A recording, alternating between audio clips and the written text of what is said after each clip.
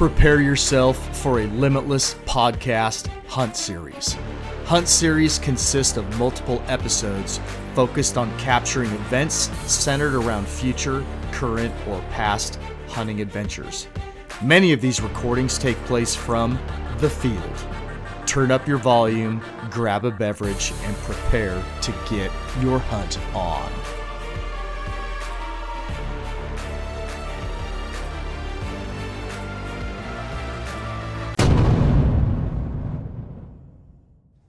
Well, Limitless Podcast. Second hunt series that we've recorded. This one is going to be multi-part, like probably 5 series. The first hunt series that we did was with Michael Sims. It was a 2-part series, and it was done. I think we did that within 3 weeks. We just couldn't reconnect with Michael after his hunt to get it done in back-to-back 2 weeks. This one is going to be recorded and published once a month for the next 5 months, I think it is, until September. The finale will be probably around 1 October. Well, that's if we do a follow-up. It's our intent with this hunt series is Chris and I are going on an elk hunt, out of state, non-resident out of state, kind of like goes hand in hand, right? And we both reside in different states, so all of our planning, everything that we're going to do to try to prepare ourselves for success in filling our tags is done individually yet together. So we want to share with everybody what we're trying to do, what steps we're going to take, how we're working together through this process over the coming months to narrow that gap in success to increase our odds. Yes. A lot of big words, a lot of flair to just say that we're trying to work to fill our tags. Yes. So here we are. We're actually doing this one in person because we happen to be together down here in Lampasas, Texas, and so we're like, hey, why don't we good places to kick it off. Yeah, why don't we rip a podcast on this out-of-state elk hunt that we're going to do in September to get elk steaks. Yeah. Yeah. So, how do we want to kick this thing off? What are we gonna do? I think the first thing is the first step was getting the tags. Yeah, that was a step. Yeah. So Idaho has a process which some of you are probably familiar with. You can call in. You can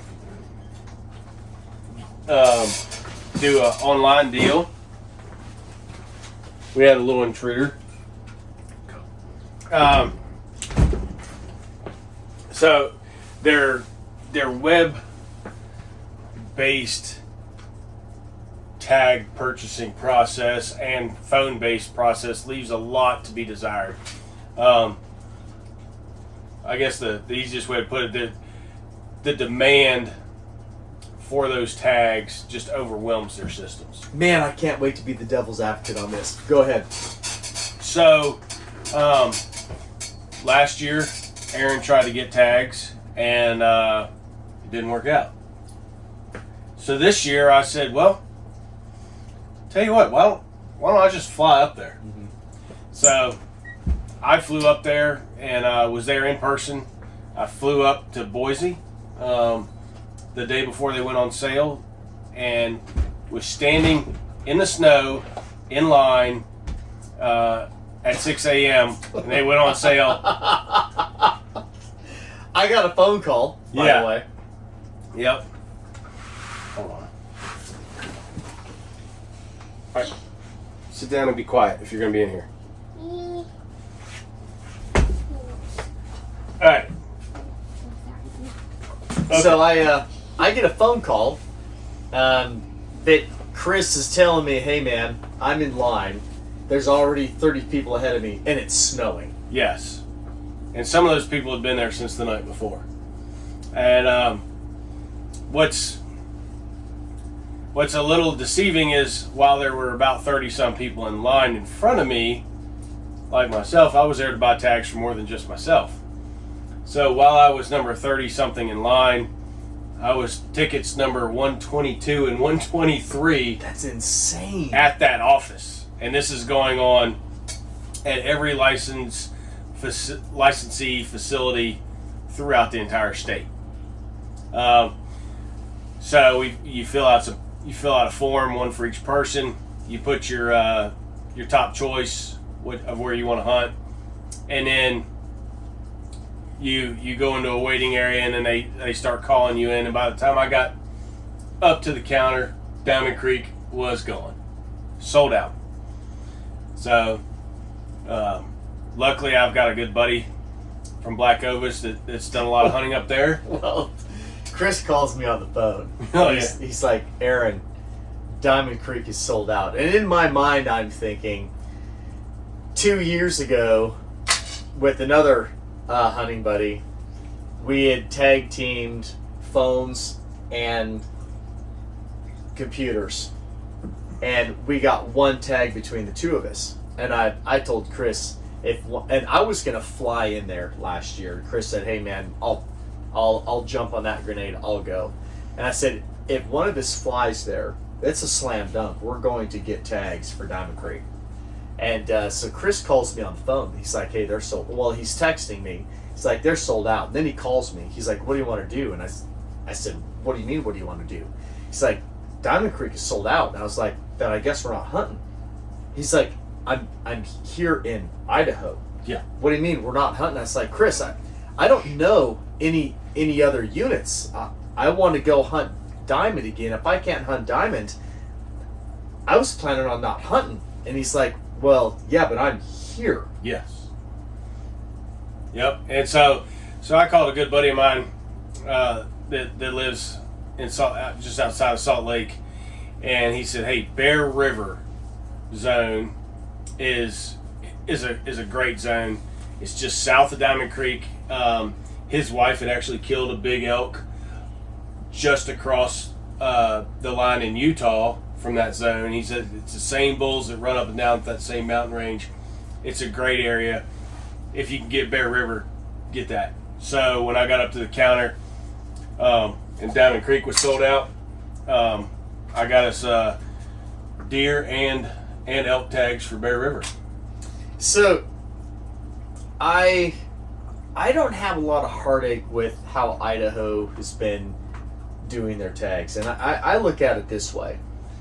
For me, it's like I know in one day whether or not I am hunting Idaho the following year. Yes. Most other states, at some point during the year, you pay them money, you send in your requests, and then you wait. Yeah. And it could be weeks to months and before you know if you're going to go hunt. In Idaho, yeah, it's pure chaos. If you're not actually there in person, then you have to sit on the phone, mm-hmm. you have to sit on the computer, and wait your turn if you're actually going to get a turn. And you're assigned a number, but that number could be 1, that number could be 47,332. You just don't know. When I was standing in line waiting to get called to the counter, at the same time I was on the Idaho Fish and Game website, and I think at that time I was number 50,000 some odd in the queue, and the tickets hadn't even the tags hadn't even gone on sale yet, and I was at number 50,000. So that's how many people are trying to get these tags. And again, the great thing is, on December 1st whether you're hunting Idaho the next year. Correct. I like that aspect of it. Yeah, I do.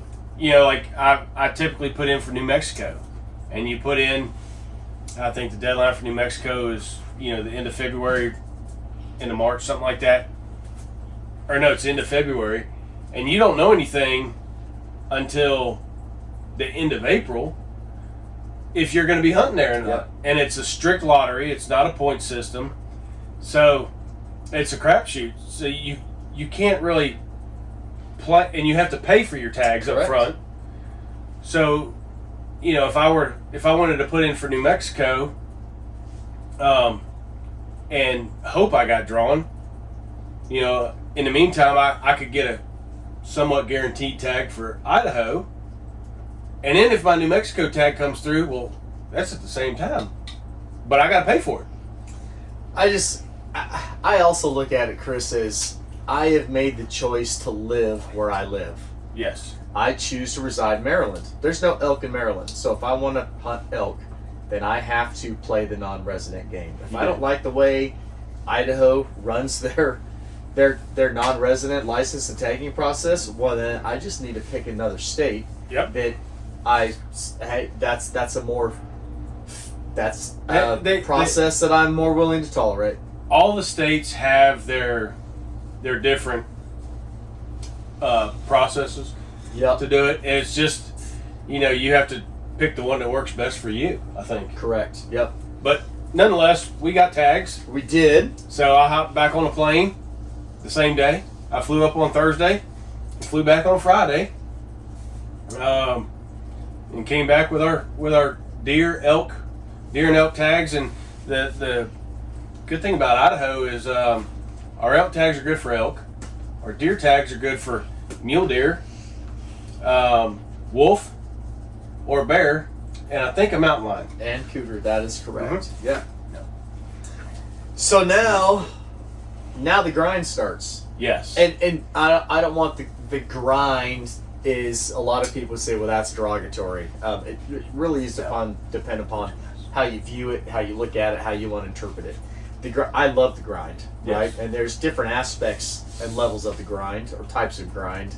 For me, the research, the e-scouting, the planning, that's part of the grind. Well, Going in and hunting every day is part of the grind. If you harvest, then getting your harvest out of the field back to the vehicle, that's another aspect of the grind. But it all makes, it's all the work leading up to it. You know, find up getting the tags, pouring over Onyx, or pick your hunt base or base map, any whatever app you like. Reading the forums, trying to sift through the BS that's on a lot of them, and just take the nuggets of truth that'll apply. All that leads up to hopefully coming to full draw on a bull elk, and once you send that arrow, it makes it all worthwhile. Nothing you did leading up to letting that arrow go matters anymore. It's like running a marathon. Running a marathon isn't about crossing the finish line. It's everything you do in preparation to get up to that. And all that preparation, you know, is part of the grind, part of the suck. Yes. You got to embrace the suck and suck it up, Buttercup, and do it. So what are we going to do together to get ourselves through this whole process to the finish line? We're going to schedule, like, technology is amazing, right? It is. So Chris lives in Texas. I live in Maryland. So we have text messaging, we have phone calls, we have emails, Zoom, and we have Zoom. And we exercise all of those things on a regular basis. So we'll have we'll have our daily contact that we typically do. We're both constantly tinkering with our bows. We're both constantly spending time on the targets. We're both always thinking about, okay, what's a better way to do this? What's a better way to do that? Working on our pack loadouts, spending time on the maps. Yep. Name again. Looking at gear. Hey, have you seen this? This weighs 4 ounces less than what we have. Yeah. And for those of you that haven't spent time with a significant amount of weight on your back for a long period of time, ounces turn into pounds real quick. They do, yeah. Trying to find those pieces of gear that can fit multiple rolls. Yep. In that one single piece of gear. Looking at your So the three keys are, I don't want, man, where do we even start? But, we're getting down a rabbit hole because, the three main things you have to worry about are food, water, and shelter. And your boat. And everything else is kind of extra. But in order to get to that stepping off point from the truck with your gear on your back, there's a whole lot of stuff that we have to do between now and then. So things that we're going to key on over the next few months is, we're going to do a lot of e-scouting. We have to. And how do you do that? How do you e-scout with one or more other partners, hunting partners that don't live in your vicinity that you can meet with on a regular basis, to get you to that finish line months later in that out of state scenario? That's the technology can be a boon sometimes and or a bear sometimes, and sometimes it's a boon. I can get on my Onyx and look at the same area, and I can say, hey, let's look at this draw, let's look at this canyon. Hey, here's a water source, here's a potential campsite, and I can save all those on mine, and then within less than 30 seconds, halfway across the country, they pop up on yours, mm-hmm. and you do the same thing and send them my way, and then we get on the phone and we talk through, hey, this is why I chose this. You see how the contour lines come up here. It looks like this would be a great spot for a campsite. We're going to be up above the thermals. So in the morning when the thermals are rising, our scent's already above the elk that are bedded, so we can hunt down. We can say, hey, look, here's a good potential water source. It's just, we can, just like that. It's the technology allows us to, we can look at our maps individually, mm-hmm. and then we can meet periodically throughout the month, and then we can screen share. Yep. And even if we've already shared certain waypoints, each of us gets a turn to screen share, and then we get to talk our hunting partner through, hey, this is why I dropped this pin. This is what my thought process was. This is just an observation point. And as we go through the series, we're going to do some of that screen sharing yep. on these podcasts and kind of talk through, hey, why did I pick this spot? Because again, we're going in blind, someplace we've never been before. That's a fact. It's going to be a challenge. It's going to be a fun challenge. It is. It's going to be a great challenge. So we get to do some e-scouting back and forth together. Obviously, shooting your bow, that's your own responsibility. Calling is your own responsibility. But to touch on that a little bit is whether you're hunting solo or you're hunting tandem, you each have to be accountable for what you're bringing to the team. So if you're both carrying tags, then you know that you have to do two things for your team. You have to be able to shoot your bow effectively and accurately, and you have to be able to call for your partner when it's your turn to call. That's right. And if you don't come prepared for either one of those, things start to unravel. So if you don't practice calling when it's your turn to call, you can cause your hunting partner to miss shot opportunities because you're not effectively bringing that animal into shot range. Conversely, if you don't spend enough time on the range, if your partner calls that animal into a shooting range and you put a bad shot on an animal, and far better if you just clean miss it. Yeah. But if you put a bad shot on an animal, now you might spend the next 24, 48, 36, 48 hours, maybe even longer, tracking mm-hmm. a wounded animal, when if you had practiced, you'd be packing it out, and or your partner gets their turn up mm-hmm. on the bow, right? So it's, those things are really, really important. Physical fitness, nutrition, knowing what your meal plan's going to be, spending time together on, hey, do we need a meat processor? And if so, do we have an agreeable resource in that area? Are you comfortable? Let's throw this scenario out there. Chris is shooter for the day. I call an animal in. He gives it a poke. We get it packed out to the truck. Chris has now filled his elk tag. I still have an elk tag. Maybe that meat processor is 2-hour drive from the trailhead one way. So if Chris looks at me and it's like, hey man, I'd kind of like to not do this alone. Will you come with me to the processor? Now I'm potentially missing an entire 24-hour period, if not longer, traveling with Chris to go drop his meat off. Well, and it's not just going to the processor to drop it off. That's 2 hours there, 30, 45 minutes BSing at the processor, 2 hours back. And then, if camp is 6 miles from the truck, yep, it could be dark. That's a 6-mile hike in the dark. And correct. Both of us have to be, which we both are, but both of you have to be comfortable enough to navigate that alone, or potentially dark in the dark. Correct. Or you say, hey, I'm going to help you get all the meat out to the truck. You're going to roll solo to drop it off at the processor. I'm going to hunt solo.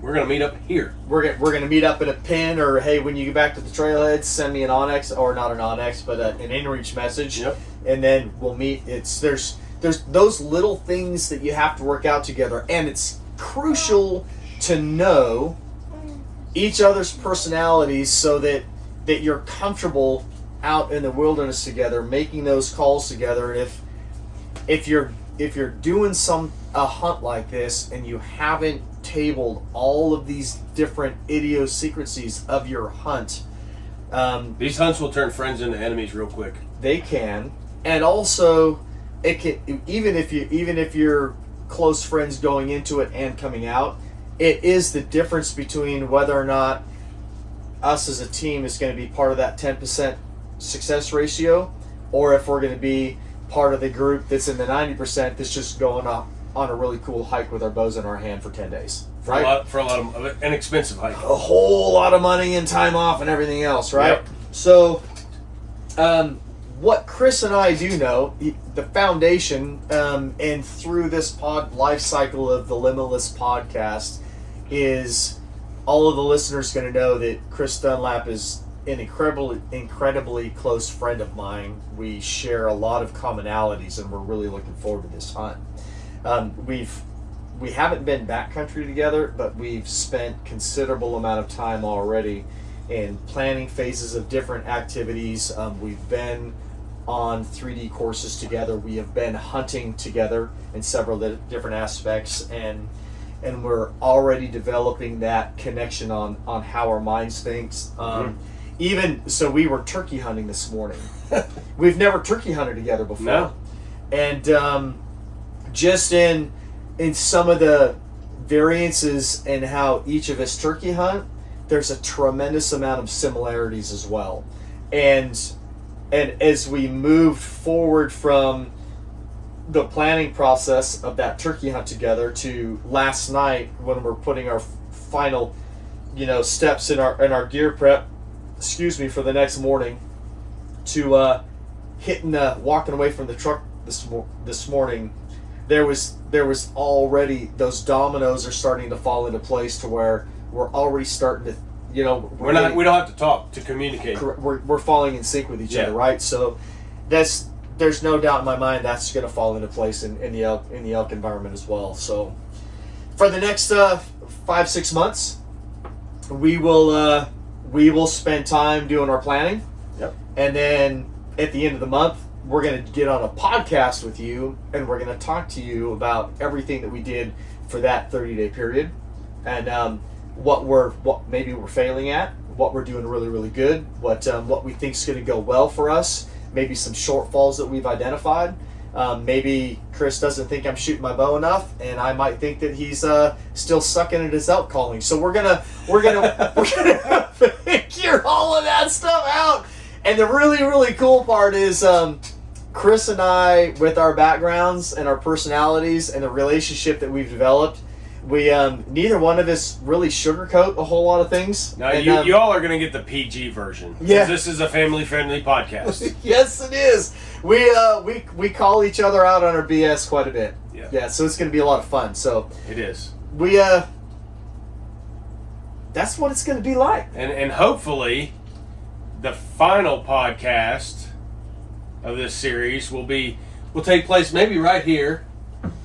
Good chance of that. On or about October 1st-ish. Yep.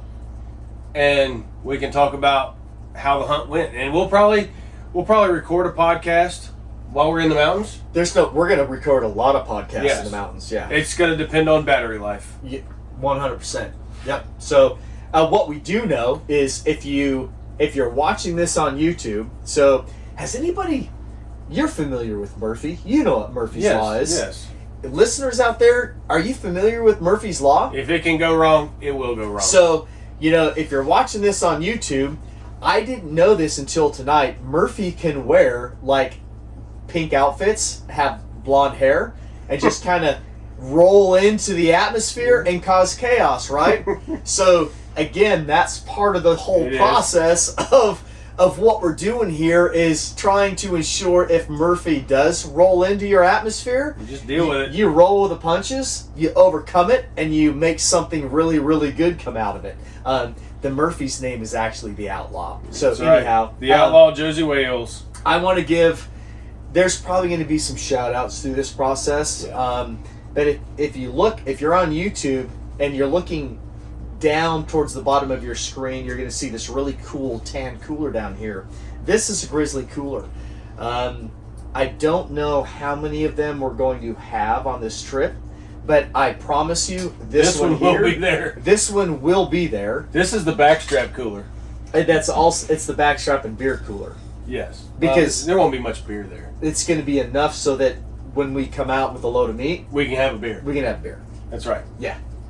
So Grizzly, thanks for a great cooler and being a part of us and our adventures and the things that we do and that we do for other people. So I think that's going to be it for this first episode. The following episodes may be a little bit longer.